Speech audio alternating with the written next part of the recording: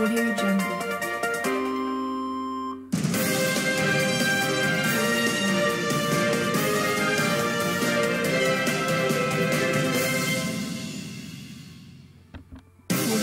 के जरिए पैसा है। हालांकि कुछ जानकारी आ रही है कि कुछ नेट सर्विस थोड़ी गड़बड़ है, तो उसको देखा जाए, वो ठीक हो जाएगा। डिजिटल इंडिया है, उसको भी ठीक हो जाएगा, इसमें ज्यादा परेशान होने की बात नहीं है। एक ने कहा कि एंटी बीजेपी कोई मयूर गरडिया है। सवाल यहाँ एंटी बीजेपी और एंटी कांग्रेस का नहीं है, सवाल इस देश का है। जोर से जय हिंद कह दीजिए, जोर से वंदे मातरम कर दीजिए, इससे काम नहीं चलेगा। इस देश की इकोनॉमी को आपको समझना होगा, क्योंकि उसी इकोनॉमी पे आपके बच्चे भी कल बड़े होंगे और आपका जीवन भी उसी पे चल रहा होगा। रोजगार आपको उसी के आधार पे मिलेगा। अगर इकोनॉमी ठीक नहीं है तो रोजगार आपको नहीं मिलेगा। और मोदी, इन सब चीजों में मत फंसिए और इन सब चीजों में दिमाग भी मत लगाइए। जरा देश की स्थिति को समझने की कोशिश कीजिए। अब आपसे जिक्र आपने उठा दिया तो हमको लगता है कि एजुकेशन का ही जिक्र कर लिया जाए, क्योंकि इस देश की सबसे बड़ी प्रॉब्लम एजुकेशन हो चुकी है। एजुकेशन को लेकर क्या नजरिया है? हर साल 3 लाख छात्र जो है इस देश को छोड़ दे रहे हैं हायर एजुकेशन के चक्कर में। उनके घर वाले 1,20,000 करोड़ रुपया फीस के तौर पर अलग अलग दुनिया भर की यूनिवर्सिटीज में चुका रहे हैं हायर एजुकेशन के लिए। वो जो बच्चे पढ़ने जा रहे हैं वो वापस लौटते नहीं हैं। और एक बड़ा इंटरेस्टिंग आंकड़ा हमने इसका निकाला कि दुनिया के अलग अलग देशों में भारतीयों की तादाद है कितनी। एनआरआई तो आप जानते होंगे कि 1,30,00,000 लगभग एनआरआई है, लेकिन इसके अलावे भी तो लोग पढ़ रहे हैं, जा रहे हैं, कर रहे हैं। उनकी तादाद भी 1,78,000 करोड़ पार कर चुकी है। 1,78,35,419 दुनिया के अलग अलग हिस्सों में भारतीय रह रहे हैं, जो इसलिए चले गए। यहाँ पर शिक्षा व्यवस्था ठीक नहीं, चले जाइए। यहाँ पर रोजगार नहीं मिल रहा है, चले जाइए। यानी दुनिया के कितने देशों की जनसंख्या यूरोपीय देशों में 3 करोड़ के लगभग है। ये जब आप निकालिएगा तो ये आंकड़ा आपके सामने आ जाएगा। लेकिन ये आपको कोई नहीं बताएगा कि 3 करोड़ से ज्यादा हिंदुस्तानी भारत के बाहर रह रहे हैं। सिर्फ इसलिए रह रहे हैं क्योंकि यहाँ पर व्यवस्था उस रूप में नहीं है। बड़ी तादाद में बच्चे हैं जो पढ़ाई करते हैं हायर एजुकेशन की, उनकी तादाद 3,42,11,000 है। अब अगर इनको जोड़ दीजिएगा तो 1,000 रुपए प्रति स्टूडेंट बैठेगा। जो बच्चे बाहर पढ़ रहे हैं उनकी तादाद कितनी है? वो 5,53,000 है। उनको कितना बजट देना पड़ रहा है? 1,20,000 करोड़ से ज्यादा देना पड़ रहा है प्रति व्यक्ति पर। जो स्टूडेंट बाहर जा रहा है कितना पैसा बैठ रहा है?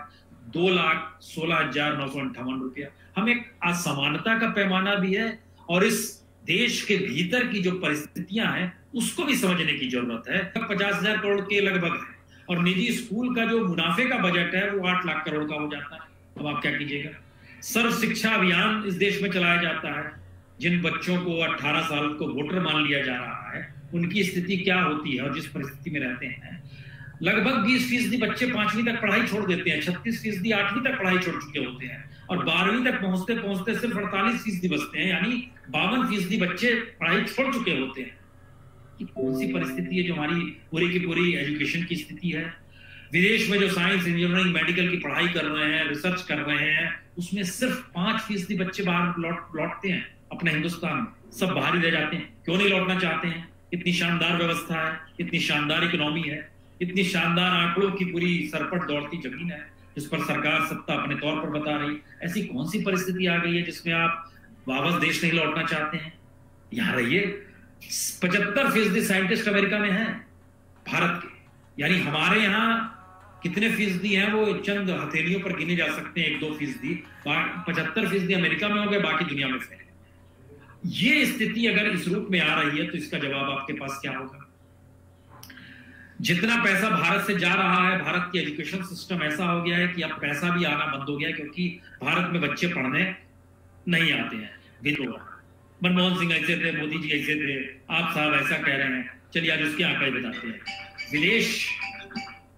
विदेश से जो बच्चे भारत में आते थे 2013-14 में, जब नरेंद्र मोदी प्रधानमंत्री नहीं बने थे, तब रिजर्व बैंक के आंकड़े कहते हैं $600 मिलियन की कमाई भारत को होती थी जो बच्चे विदेश से भारत आते थे।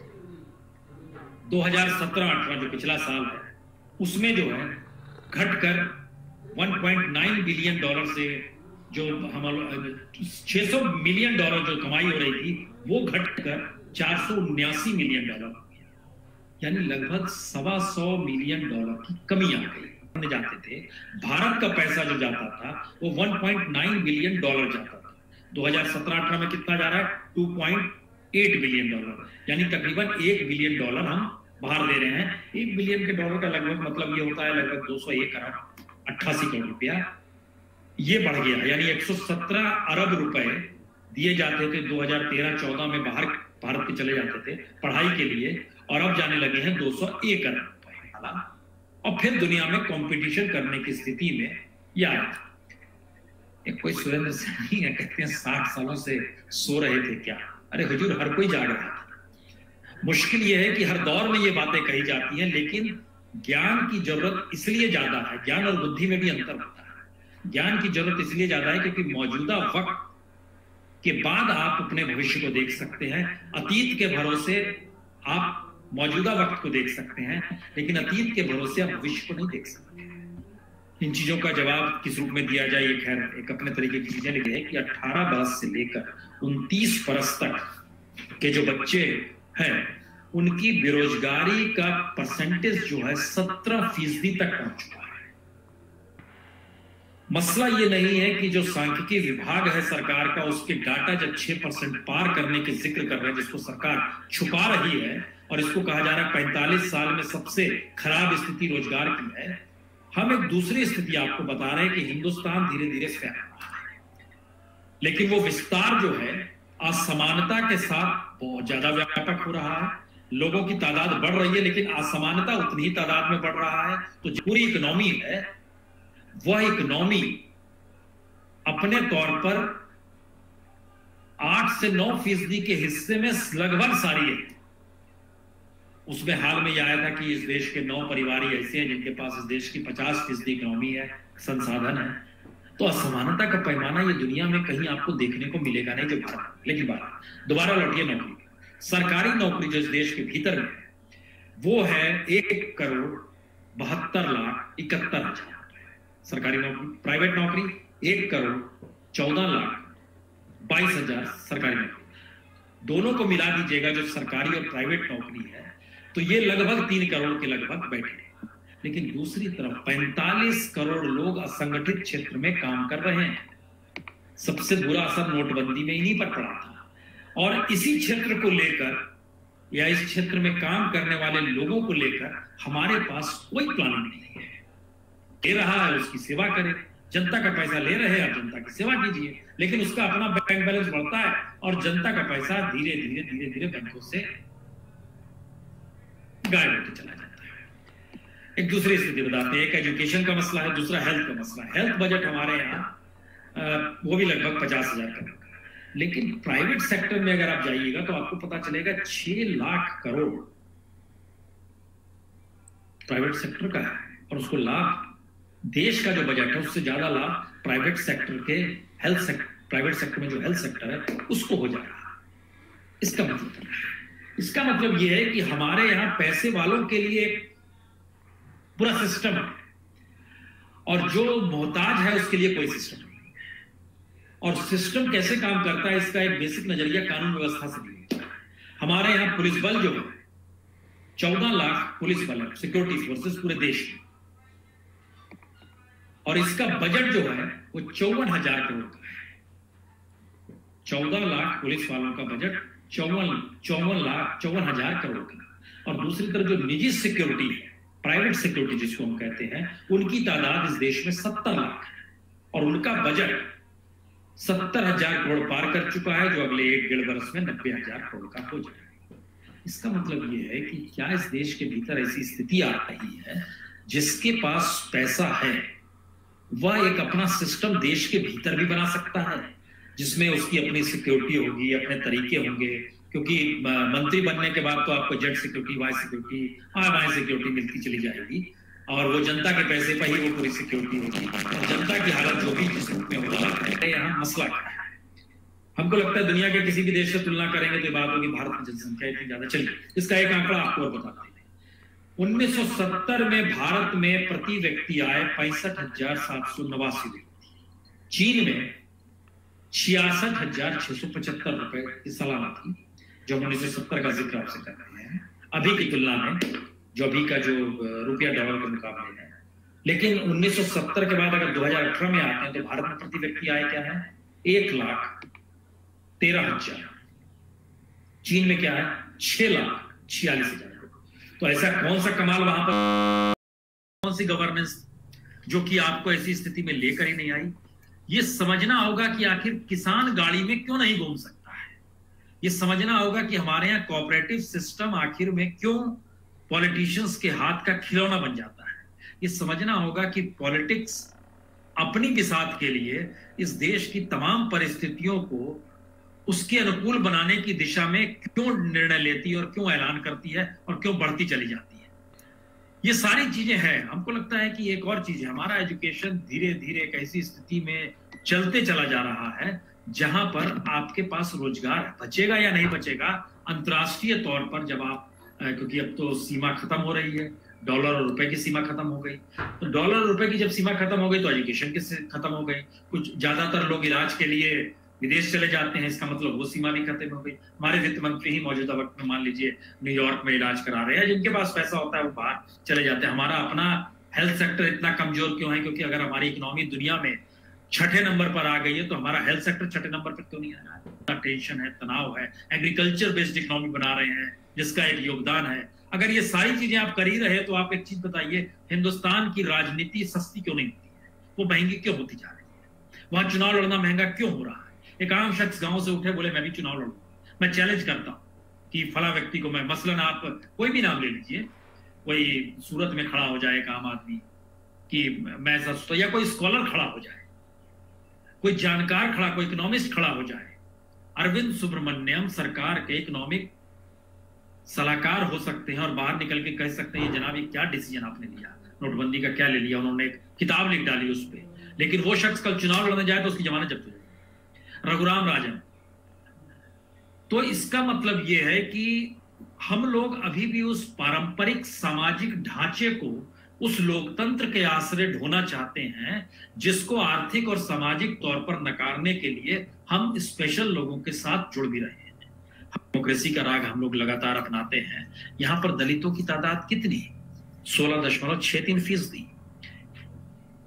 मुस्लिमों की तादाद कितनी? 14.2%।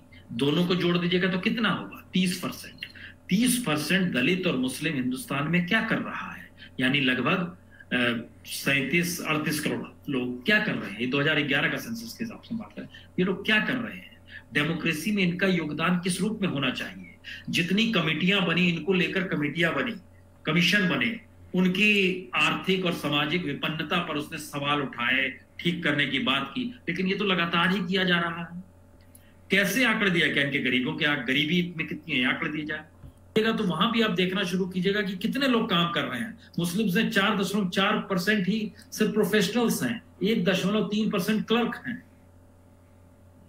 हम उस परिस्थिति में आ रहे हैं कि हिंदुस्तान की डेमोक्रेसी को परखा हिंदुस्तान के सत्ता के नजरिए से देखा जाए, जो हंसते ठहाके लगाते हुए एक बजट भी लेकर आते हैं और बजट को बखान करने के लिए फिर उसके बाद बताने की स्थिति में भी आते हैं कि जनाब देखिए कितना बेहतरीन काम हमने कर दिया। सवाल ये भी नहीं है कि वो जो कहा जा रहा है वो जमीन पर नहीं है। सवाल ये कहा जा रहा है कि ये हिम्मत भी लोग कहां से ला पा रहे हैं कि तमाम आंकड़े रखते चले जा रहे हैं। विपक्ष कहता है जनाब जमीन पर कुछ भी नहीं है, हम कह रहे हैं कुछ भी नहीं तो ये तो दूर की बात है। यानी आप तमाम आंकड़ों को गलत तरीके से अगर पेश कर रहे हैं इस देश के भीतर में और जमीन पर काम नहीं हो रहा है तो इसका दूसरा असर क्या होगा? रोजगार का जिक्र होगा तो आपको लग रहा होगा दिमाग में पकौड़ा रोजगार आ रहा होगा। 1947 में भारत जब आजाद हुआ, हमने किताब टटोल रहे थे, उसमें निकाला कि पकौड़ा बनाने में तो कितना खर्चा होता था। 1.5 आने का बेसन, 1 आने का आलू प्याज, 1 आने का नून तेल, 3 पैसे का गोबर वगैरह लगता था। यानी 4 आना खर्च हो गया और 8 आना आपने कमा लिया, यानी 4 आने की कमाई हो गई 1947 पकौड़ा बनाने में। 2019 में आइएगा तो क्या होगा? 140 रुपए का बेसन, 60 रुपए का तेल, 25 रुपए का आलू प्याज, उसी का बनाइएगा, कुछ और बनाइएगा तो मिला दीजिएगा, 100 रुपए का गैस, अब तो गैस एक छोटा सा आ गया हो, 400 रुपए खर्च होंगे, 700 से 800 रुपए मिलेंगे। यानी 300 से 400 रुपए की आपकी कमाई हो जाएगी। चलिए मान लिया, उस समय 4 आना लगाते थे तो 8 आना आता था, अब 400 रुपए लगाते हैं तो 700-800 रुपए आते हैं। इसे रोजगार मान लिया जाए। ये सारी स्थितियां बतलाती हैं कि इस देश के साथ मजाक लगातार किया जा रहा है, और मजाक करने की स्थिति में हम लोग ऐसी परिस्थिति में आकर खड़े हो गए हैं जहां बजट का लॉलीपॉप जो है वो हंगामा मचा देता है। क्योंकि एक तो मिडिल क्लास में मान लीजिए जो टैक्स देते हैं, अब काफी शोर मचेगा, जो मच रहा है, टैक्स की माफी हो गई, कितने लोग उसके दायरे में कितने आते हैं? टोटल टैक्स देने वाले लोग 6.5 करोड़, उसमें जो टैक्स देने की जो जिनको छूट मिली है वह मान लीजिए 2 करोड़, 30% उसमें ले आई है, 2.5 करोड़ चलिए मान लीजिए। देश में कितनी बड़ी तादाद में लोग रहते हैं? 125 करोड़ तो बहुत पहले पार करा चला गया। हम लोग कैसे ढांचे को रच के उसका प्रचार प्रसार किस तरीके से करते हैं, और प्रचार प्रसार करते हुए कैसे किस तरीके से सियासत साधते हैं, ये हिंदुस्तान की हर पॉलिसी का सच होते चला जा रहा है। एक चीज दिमाग में रखिएगा, ध्यान में रखिएगा, जो हमें बार बार लगता है, इन आंकड़ों को देखकर एक चीज लगने लगा है कि पहले एनालिसिस होता था तब आंकड़े आते थे, अब आंकड़े लेकर पहले जाते हैं और आंकड़ों के हिसाब से एनालिसिस कर दीजिए, ऐसे इकोनॉमिस्टों की जरूरत अब सरकार को पड़ने लगी है, और सरकार को लगातार वही कर रही है। हमें ये चाहिए, हमें दिखाना है जीडीपी 8.1% होके, इसके हिसाब से आप एनालिसिस कीजिए, आप उस रूप से एनालिसिस कीजिए। इसका मतलब यह है कि टैलेंट आपके पास है नहीं, टैलेंट को मान्यता देते नहीं है आप, जो टैलेंट था उसे आपने भगा दिया। तो हथेली खाली है। चलिए कल फिर मिलेंगे, बहुत बहुत शुक्रिया।